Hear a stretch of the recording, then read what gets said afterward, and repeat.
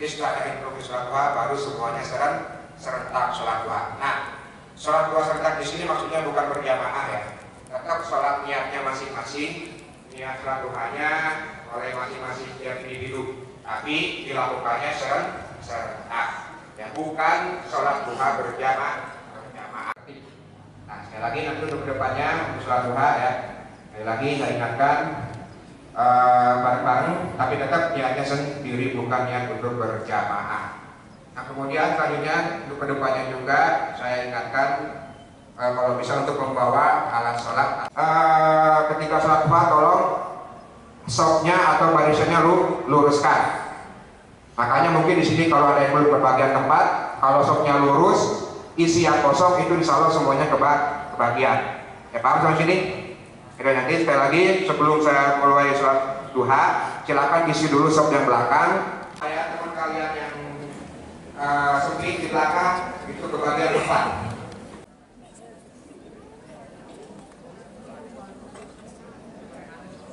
Baik, silakan sekarang kalian mulai sholat duhanya dengan niat masing-masing.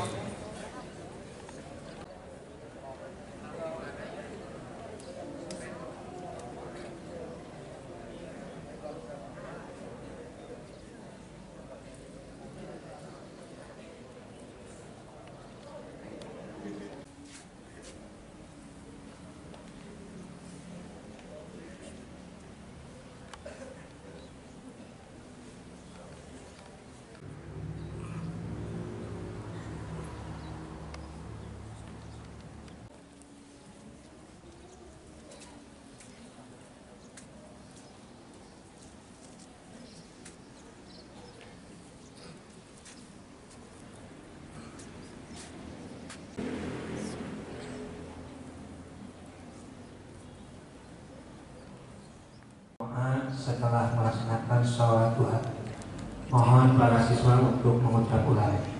Bismillahirrahmanirrahim. Bismillahirrahmanirrahim. Allahumma inna duha'a. Allahumma inna duha'a. Duha'uka.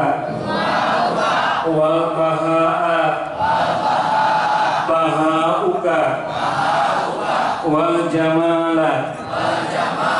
Jamaluka, jamaluka, wal quwwata, wal quwwata, quwwatuka, quwwatuka, wal qudrata, wal qudrata, qudratuka, qudratuka, wal ismata, wal ismata, ismatuka, ismatuka. Allahumma, Allahumma, in kana fi rizqi, in kana fi rizqi, fis samai, fa'anjilhu wa in kana fil ardi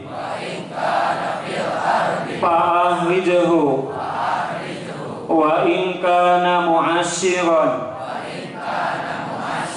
fayasirhu wa in kana haraman fatahirhu wa in kana ba'idan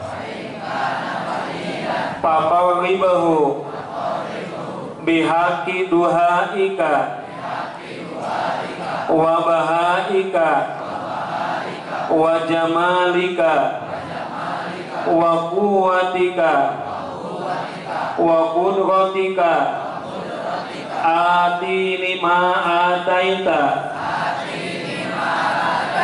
ibadakas sholihin fi barakati Samudra naik kapal selam, udaranya sangatlah lembab. Saya akan memberi salam, maka hadirin wajib menjawab. Assalamualaikum warahmatullahi wabarakatuh. Waalaikumsalam warahmatullahi wabarakatuh. Alhamdulillah, wassalatu wassalamu ala rasulillah wa ala alihi wa sahbihi wa mawalah. Amma ba'd. Bapak Kepala Sekolah yang saya hormati, Ibu dan Bapak Guru yang saya hormati, serta teman-teman yang saya banggakan. Pertama-tama, marilah kita panjatkan kehadirat Allah Subhanahu wa Ta'ala yang telah memberi kita nikmat sehat yang tidak ternilai harganya. Alhamdulillah. Salawat dan salam marilah kita senantiasa sanjungkan kepada Nabi besar kita, yakni Nabi Muhammad Sallallahu Alaihi Wasallam, yang telah membawa kita dari zaman kegelapan ke zaman terang benderang yang pada kesempatan yang berbahagia ini, saya akan menyampaikan satu tausiah yang berjudul Nabi Muhammad SAW sebagai uswatun hasanah. Hadirin, apakah kalian tahu apa itu uswatun hasanah? Uswatun hasanah artinya teladan yang baik. Maksudnya, di dalam diri Nabi itu terdapat sifat yang baik yang harus kita contoh atau teladani. Di antaranya sifat dipercaya, jujur, pengasih, dan penyayang. Sebelum saya menjelaskan apa itu jujur, apa itu pengasih dan penyayang, sebagaimana firman Allah dalam Quran surat Al-Ahzab ayat 21. Sesungguhnya telah ada pada diri Rasulullah itu suri teladan baik bagimu, yaitu bagi orang yang mengharapkan Allah dan kedatangan hari kiamat dan yang banyak mengingat Allah. Hadirin rahimakumullah, sifat Nabi Muhammad SAW yang harus kita teladani, kita pahami, yaitu dipercaya atau amanah. Misalnya, kita disuruh oleh orang tua untuk membayar uang SPP bulanan kepada guru kita, maka uang itu harus sampai kepada guru kita. Apabila uang itu tidak bisa kita sampaikan, berarti kita telah berkhianat, sedangkan berkhianat adalah dosa.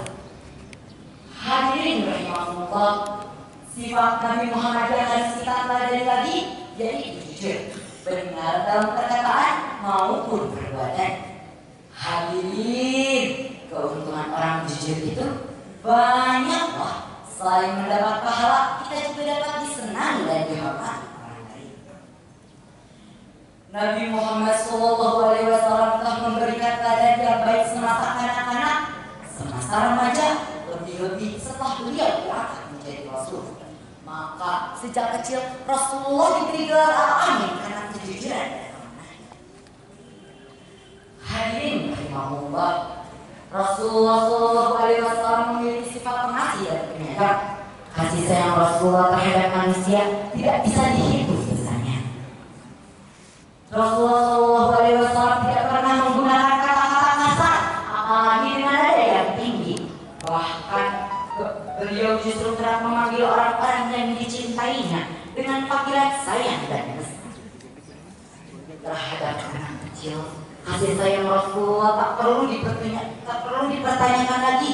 Bahkan beliau pernah membiarkan jubahnya dikencingi saat menggendong anak kecil.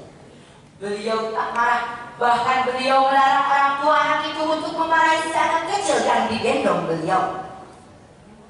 Menurut Rasulullah, apalah arti air kencing yang menandai jubahnya jika dibandingkan dengan trauma si anak apabila mendapat marah dari orang tua? Jubahnya yang terkena najis air kencing menurut Rasulullah bisa dibersihkan, sedangkan trauma si anak belum tentu hilang.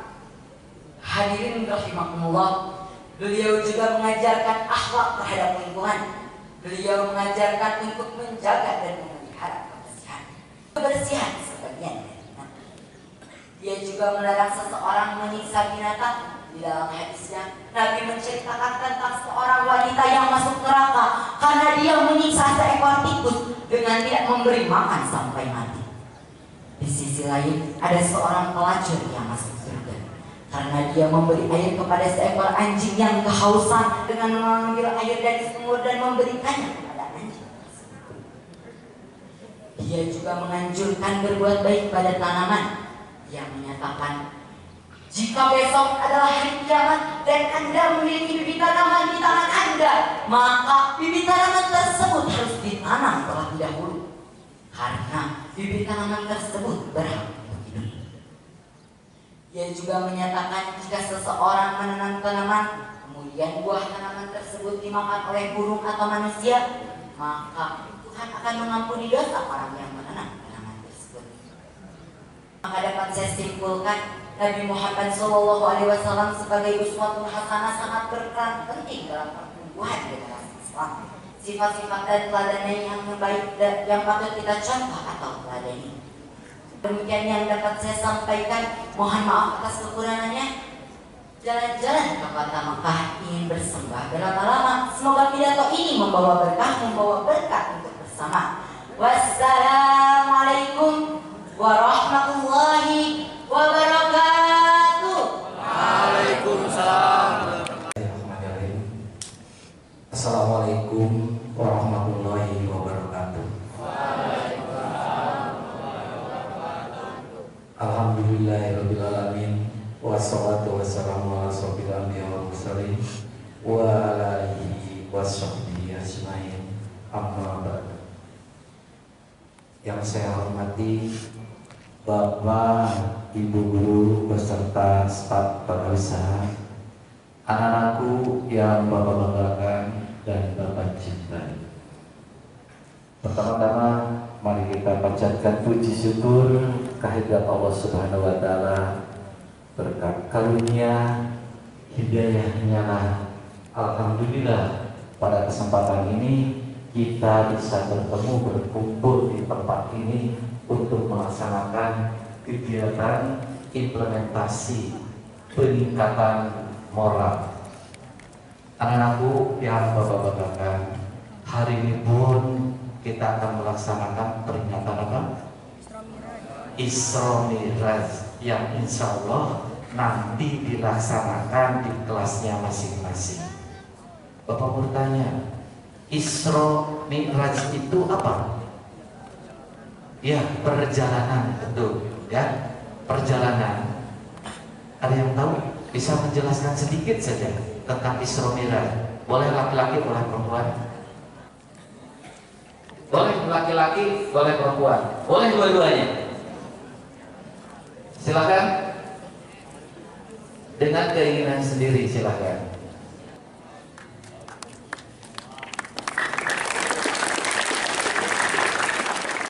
Kebanggaan buat kita semua dan termasuk sebagai kepala sekolah di sini, ketika ditanyakan siapa yang siap dengan sendirinya tanpa ada paksaan. Iya. Nama dan kelasnya coba. Nama Muhammad Taufik Hidayat dari kelas 9-nya. Coba, apa yang ketahui tentang Isra Mi'raj? Ya, silakan. Isra Mi'raj merupakan perjalanan Nabi Muhammad SAW.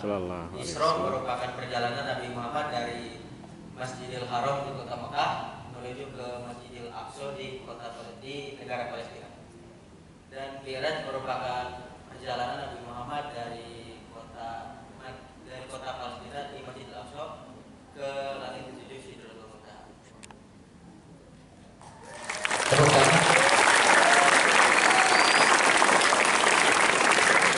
Ada yang tahu tidak ketika perjalanan tadi maupun perjalanan yang ke-1 dari kota Mekah, dari Masjidil Haram itu, atau dari Masjidil Aqsa, ada yang tahu tidak?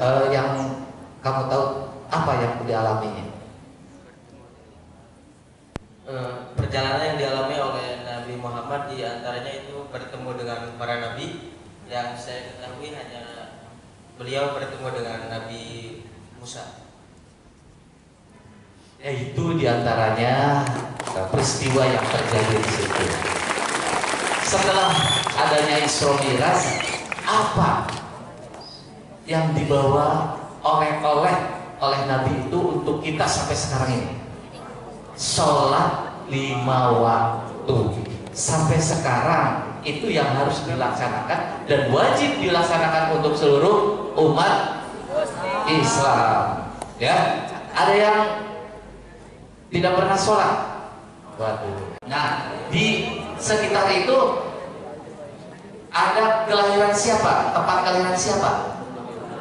Nabi Muhammad. Kalau di Masjidil Haram itu di sebelah belakang ya, itu ada bangunan, itu tempat lahirnya Nabi Muhammad. Di sebelah kirinya ya itu ada tempat sumur Jam-Jam ya. Ada ceritanya tentang sumur Jam-Jam? Ingin tahu? Nanti tanyakan kepada guru agamanya ya. Karena alhamdulillah topik ini sudah siap ke depan untuk menyampaikan. Boleh kalau Bapak beri hadiah? Boleh. Tadinya putri satu, putra satu, karena hanya putra saja, berarti hadiahnya disatukan saja ya. Masya Allah.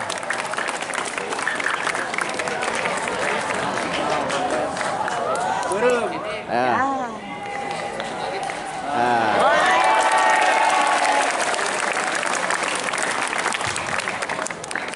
Dengan kegiatan ini untuk meningkatkan keimanan dan ketakwaan. Dan yang kesatunya adalah yang tadinya sholatnya masih belang-belang ya, masih ada apanya. Mudah-mudahan dengan peringatan Isra Mi'raj ini kalian akan lebih meningkatkan lagi. Terima kasih. Wabillahi taufiq wal hidayah. Wassalamualaikum warahmatullahi wabarakatuh.